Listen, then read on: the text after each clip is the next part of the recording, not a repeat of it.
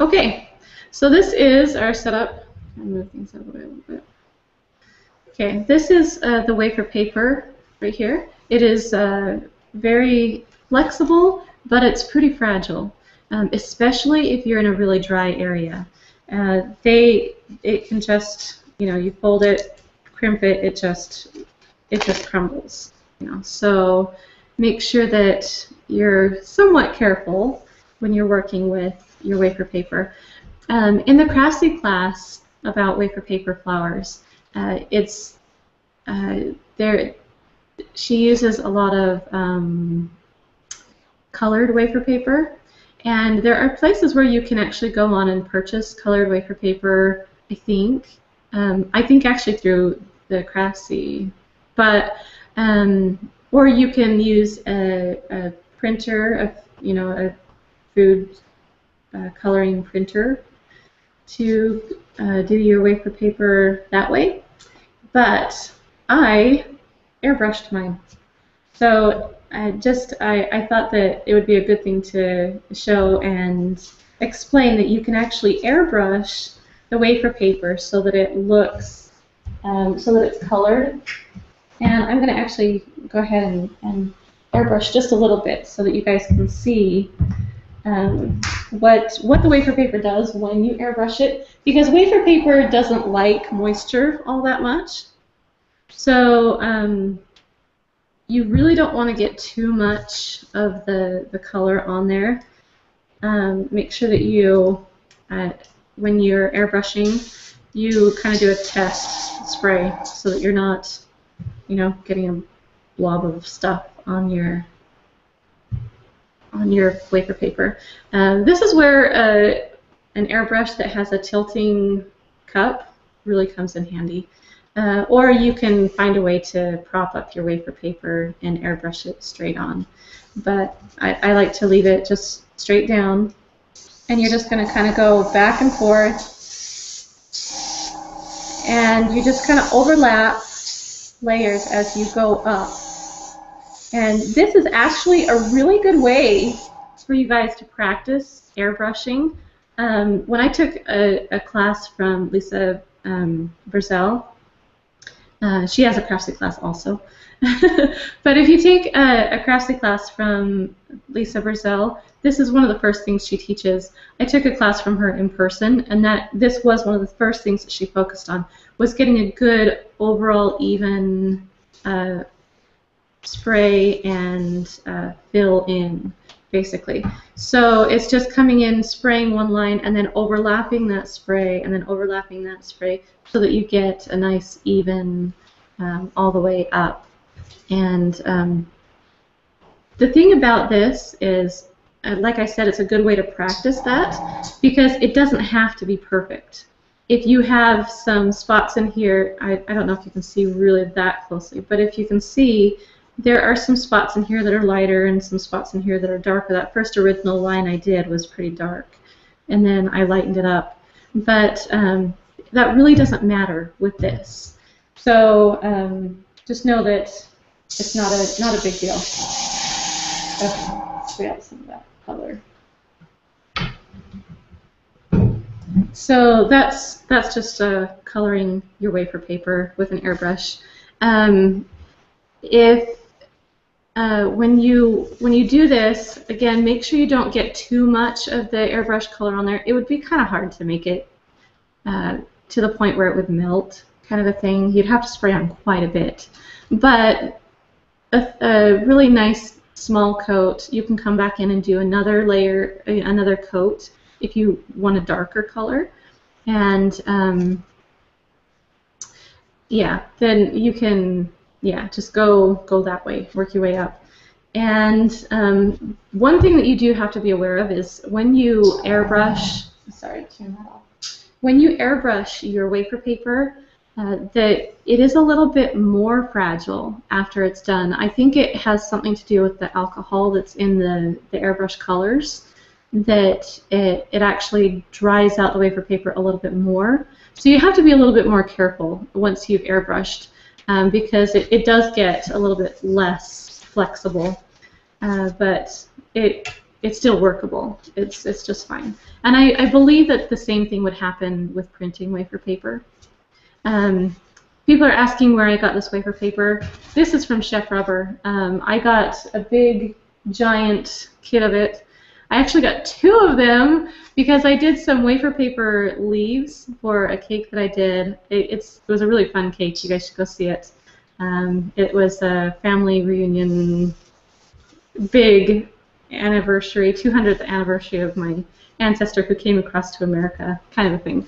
So anyway, we did a big family tree, and it has tons of wafer paper leaves on it. And I bought this giant, 2 giant packages of this. I mean, the stack was about this high, and I thought I was going to use most of it doing these wafer paper leaves. And honestly, it goes so far and lasts so long. I haven't opened the second one, and I'm not even halfway through the first package. They really go a long way. So keep that in mind when you're buying your wafer paper, because I bought seriously like $200 worth of wafer paper thinking that I was going to use all of it, not even a fourth of it. So yeah. Okay, so we've got our wafer paper colored. I'm actually not going to show you the peony, the pink one that is on the cake, because we don't have time. But I wanted to show you guys how to color it. So I'm going to move this now so you guys can see a little better. All right, so now we're going to pull up our white peony stuff, and I'm doing this a little bit differently than the Craftsy class teaches. I kind of, changed it up and did a few things my own way. Oh, that's showing a glare from the screen. Maybe I should keep that there. Sorry. That's distracting. Okay, better. All right. So, okay. So we have our wafer paper petals here. I just, what I had started out with was the idea of my actual peony cutter that I have for my gum paste flowers. And I was going to just make a template out of that. But then I decided that it was a little too jagged and not, what's the word? As rounded as I wanted it to be. And so I kind of just created my own. And I mean, you can create your own too. It's really easy. But I think I will throw up a PDF file with these little templates on them so you guys can have them if you want. But this is the largest one, which is what we're going to use for the white open peony. So what you do is you cut out 10 of them, and then you are going to take some piping gel, and we're going to paint with piping gel over all of the whole thing. So there's really, yeah. I gotta pull out a paper towel. Sorry. I don't want to get this all over the table. Okay, so we'll do it on a paper towel. Oh, that's really hard to see. Okay, so just dip in the piping gel, really light coat, just go over the whole thing.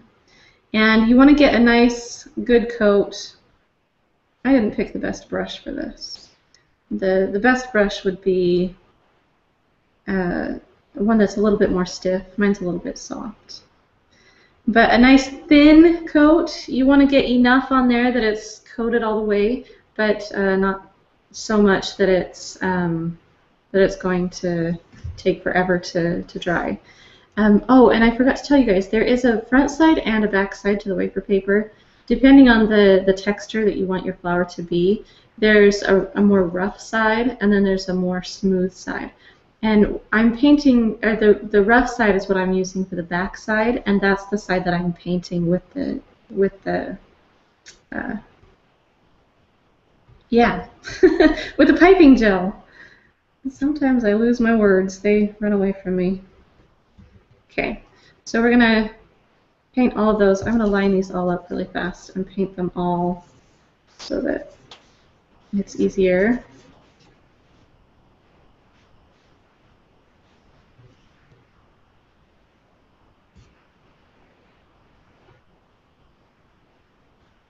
All right.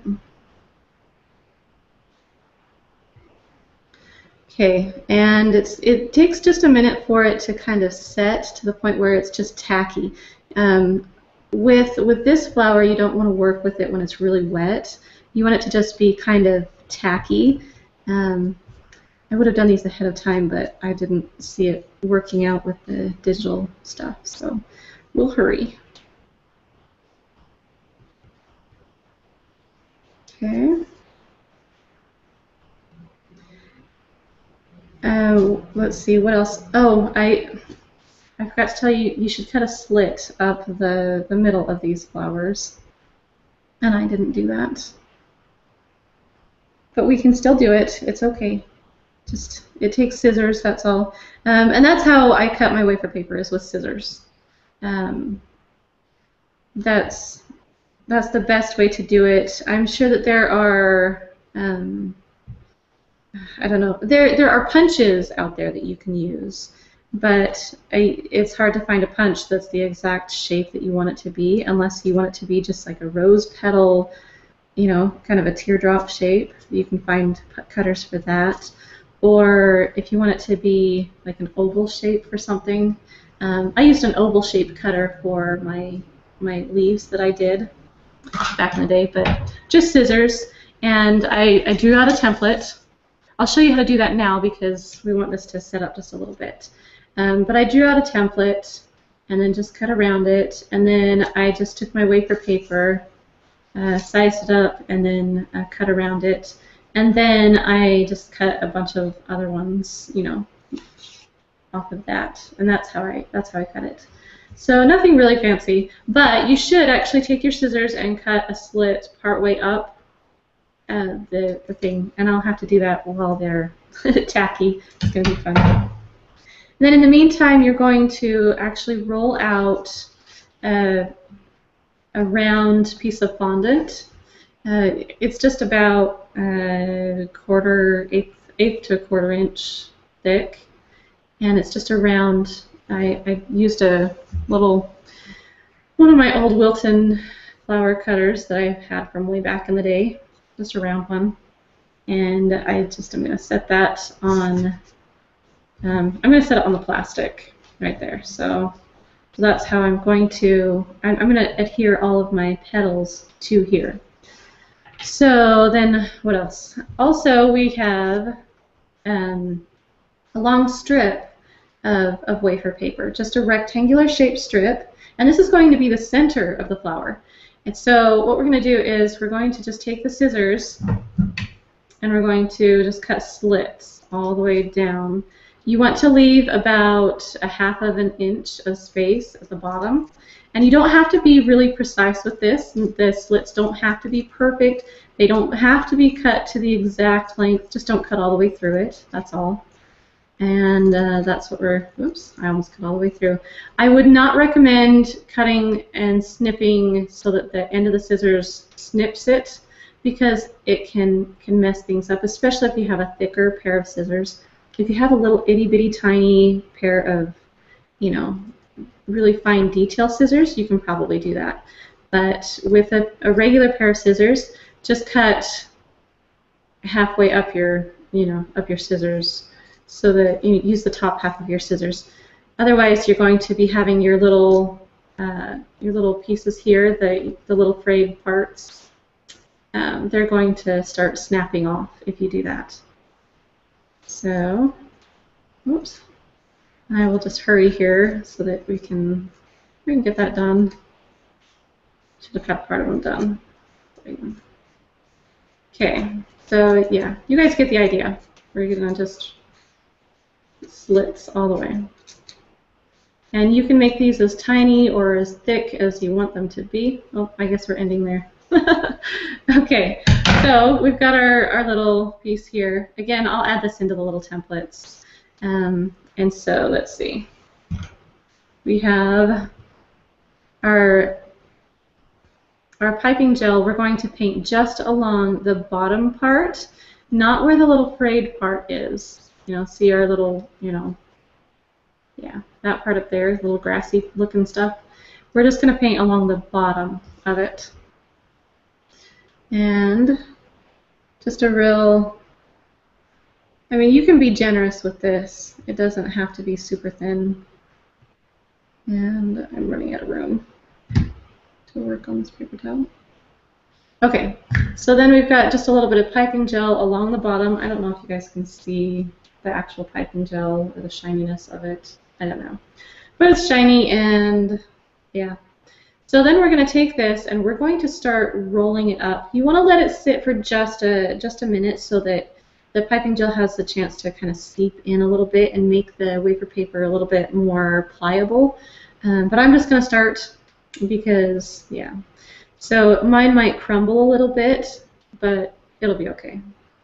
So we're just going to take it and we're just going to start rolling. And we're going to just roll, roll, roll all the way to the end.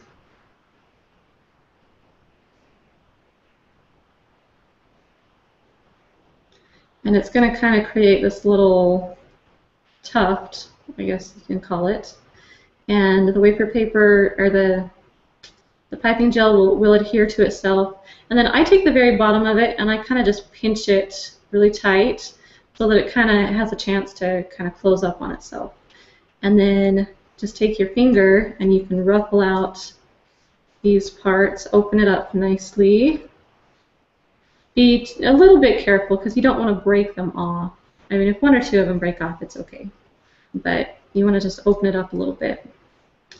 Okay, so there you go. That is our center that we're going to use for our flower, which I thought was kind of a fun idea. Okay, so then we're going to come back to, oh, they're still pretty tacky. We're going to come back to our petals here, and we're going to cut partway up. You're going to cut maybe about halfway. It's not a matter of life and death. I suggest having I've got a wet paper towel here, a damp rag or something so you can wipe your fingers, because this stuff gets pretty, the piping gel is really sticky. And how about to dry my fingers off there? Okay, so we're going to cut slits up the whole thing.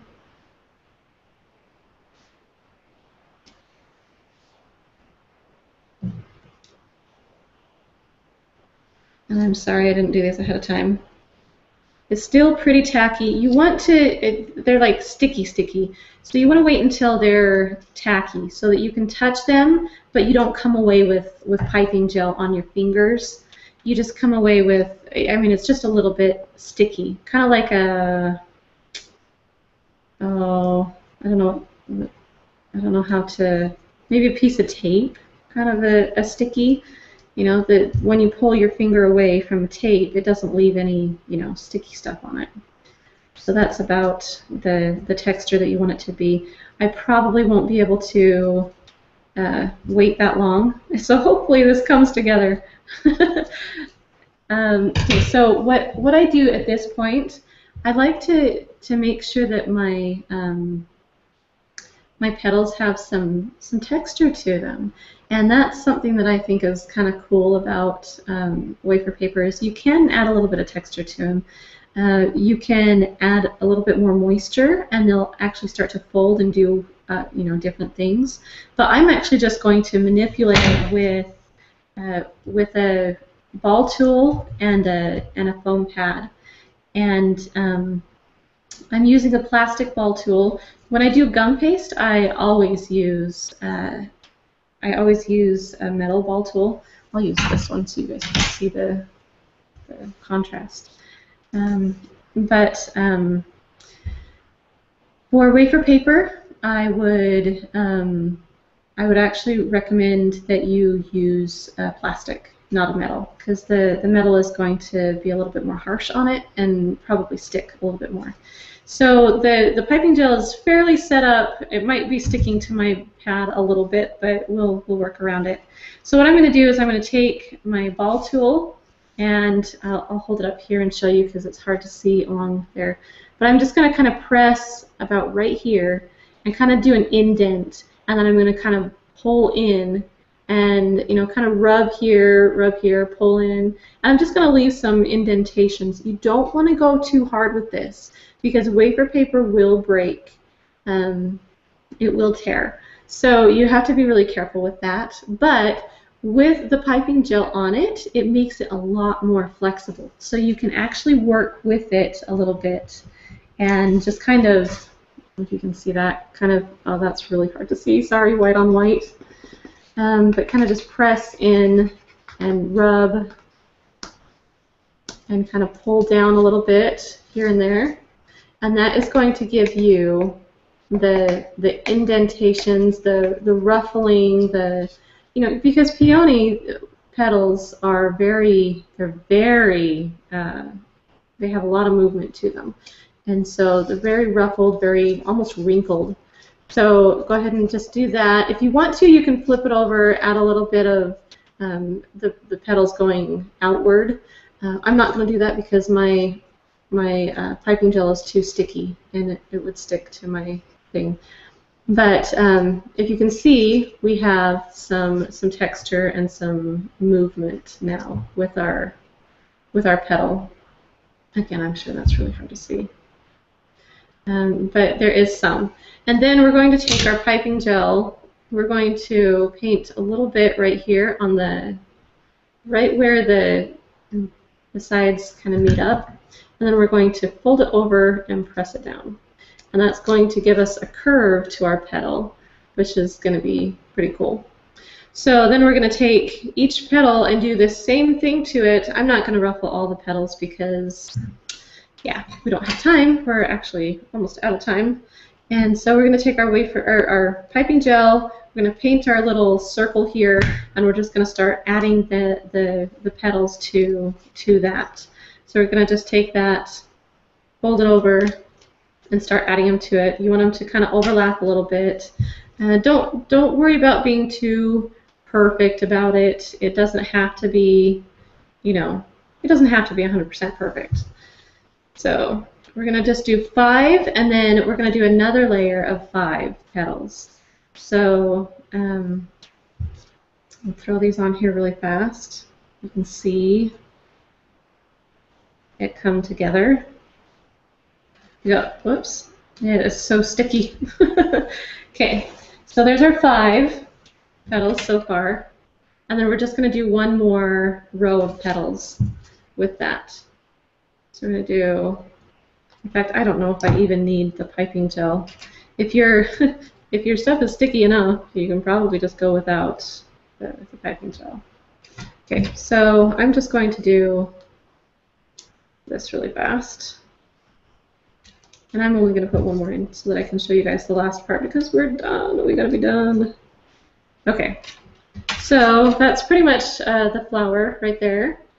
You can peel. You want to let it dry a little bit. And then we're going to take our piece right here, our center, and we're going to, once it's had a chance to set up a little bit, I want to take my scissors. Now that it's had a chance to adhere a little bit, we're going to snip off just a little bit of that end, just a tiny bit, like 1/8 of an inch. You don't want it to go too high, or it's going to start falling apart on you. So be really careful with that.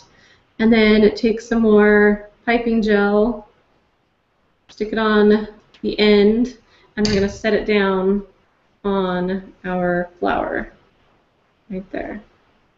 You guys can see that. So you're going to set it down on the flower. You can use the back of your brush to kind of push it down on there a little bit better. And then, then you can readjust your little doodads and move them around a little bit, whatever you need to do. And that is your fun little flower. I should have done this in a different color. Sorry, guys. But as you can see, I will show you guys again the finished flower so that you guys can see how that all comes together. So yeah, the white flower up in the, on the finished cake, that's how it all came together. You can put a little bit of yellow dust in there and highlight the stamen part, the center part, if you want to. And that's fun. The peony flower right here, on the Craftsy class, she teaches a peony. But this one's a little bit different. I changed mine up a little bit, but you can use hers, and maybe in a few weeks I'll do maybe a YouTube video on how I do my full pink peony. So let's see. Someone asked, might have missed if you mentioned it, but what weight of wafer paper are you using? I am really not sure. I would have to check on that. All I know is it's from Chef Rubber. I needed some, so I got it from Chef Rubber. So it's a fairly lightweight. It's not that thick. So I'm not sure. This is the template add-on. This is if you already have the template for the round and the square, then you can just go on and purchase this one. It's $9.99, so you can purchase this one, and it's going to be, let's see, it's going to have several different things. Liz just put up a picture of it in the chat box, so you can see that there are topsy-turvy, octagon, there's some really, double barrel, round, double barrel square, and, some shorter rectangular ones. So there's a lot of really good shapes in there that you guys can use.